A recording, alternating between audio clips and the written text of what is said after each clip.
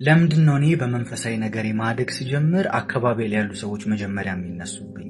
እኔ ማደግ ሲጀምር መንፈሳዊ ህይወቴ ከፍ ሲል አገልግሎቴ ሲሰፋ እግዚአብሔር ሲባርከኝ መጀመሪያ የሚናደዱት አጠገብ ያሉት ሰዎች የሆኑት ለምንድነው?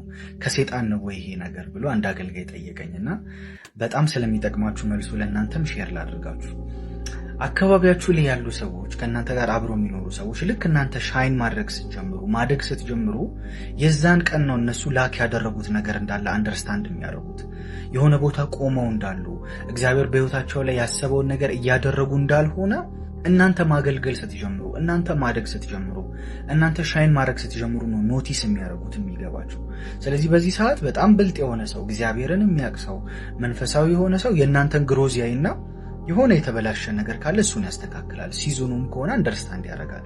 ከዛ ውጭ ያሉ ሰዎች ግን ሳያስቡት ማለት ነው አንኮንሽስሊ ነው እናንተን ለመጣል የሚሞክሩ። አንኮንሽስሊ እናንተ እንድታቆሙ ይፈልጋሉ። ለምን? እናንተ የወረዳችሁ ሰዓት ነገርየውን ያቆማችሁ ሰዓት ነው ኮንፈርት ሊሰማቸው የሚችለው።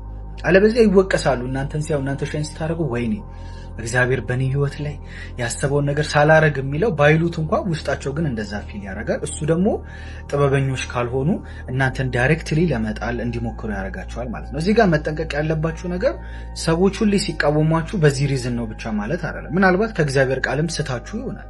ምናልባት እግዚአብሔር ኤክስፔክት በማያደርገው ወይ ሰው ረግጣችሁ ሊሆንም ይችላል የወጣችሁት። እሱ የሚያስነሳባችሁ ነገር ያው ከእግዚአብሔር ነው እንደዚህ ነው ብሎ የምትጽናኑበት ነገር አይደለም። ግን እግዚአብሔር ባላችሁ መንገድ እያደጋችሁ እንደ እግዚአብሔር ቃል የሆነ እድገት እያደጋችሁ እግዚአብሔር ተናግሯችሁ የእግዚአብሔርን ድምጽ እየሰማችሁ ለምታረጉት ነገር አካባቢያችሁ ላይ ያሉ ሰዎች ሲነሱባችሁ ዳይሬክትሊ ውስጣችሁ ያለውን ብስጭት ውስጣችሁ ያለውን ወደ ኋላ መቅረት ወቀሳዋን ለማጥፋት ብለው ነው እሷን እሱስ እንዲህ ይሆን አይደል እንዲህ ብለው የእናንተን ውድቀት ሜንሽን አድርገው ሰርቫይቭ ለማድረግ እየፈለጉ ስለሆነ ነው።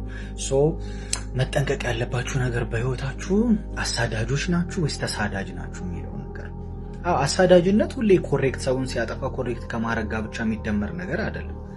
ነገር ግን ሁልጊዜ ሰው የምትመቱ ከሆነ ሁልጊዜ በተለይ ደግሞ ጓደኞቻችሁን እናንተ የምታውቋቸው ሰዎች ሻይን ሲያደርጉ በቃ ወሬ ሐሜት እሱ ምናምን ከጀመራችሁ በቃ እሱ የውድቀታችሁ መንገድ ላይ እንዳላችሁ የሆነ መንገድ ላይ ስታክ እንዳረጋችሁ ነው የሚያሳየው። ተሳዳጅ ከሆናችሁ ግን እንዳልኳችሁ አጥፍታችሁ ከእግዚአብሔር ቃል ጋር ተቃራኒ እየሄዳችሁ የሚመጣባችሁን ስደት ሳይሆን በትክክል እግዚአብሔርን ፎሎ እያደረጋችሁ በትክክል በእግዚአብሔር መንገድ ላይ ሆናችሁ ከእግዚአብሔር የሆነ በረከት መጥቶባችሁ ግን እየተሳደዳችሁ ከሆነ እሱ እንደውም ትክክለኛ ፓዝ ላይ እንደሆናችሁና ሰው ሁሉ ኖቲስ እያደረገው እንደሆነ ስፒሪቹዋል የሆነ ነገር እያደረጋችሁ እንደሆነ የሚያሳይ ሳይን ነው ማለት ነው። ስለዚህ በዚህ አትናደዱ።